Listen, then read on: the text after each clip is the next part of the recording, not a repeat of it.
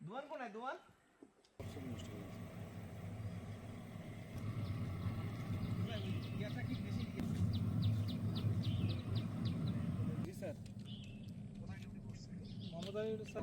এটা তো বন্ধ বন্ধ এটা বন্ধ মনে হয় বন্ধ লাভ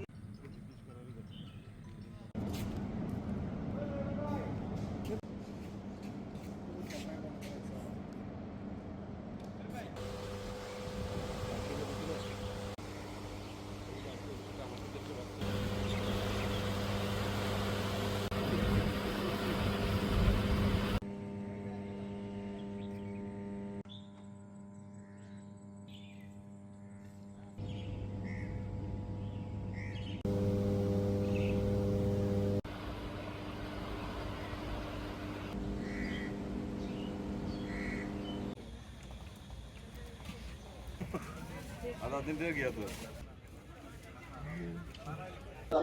एडो बेचे देखो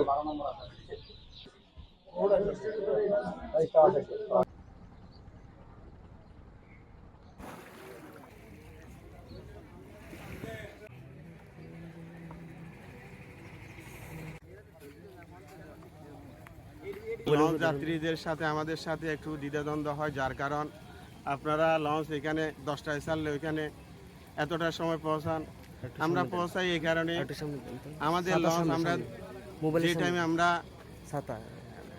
যে টাইমে আমরা পৌঁছবো ওই টাইমে আমরা পৌঁছতে পারি না।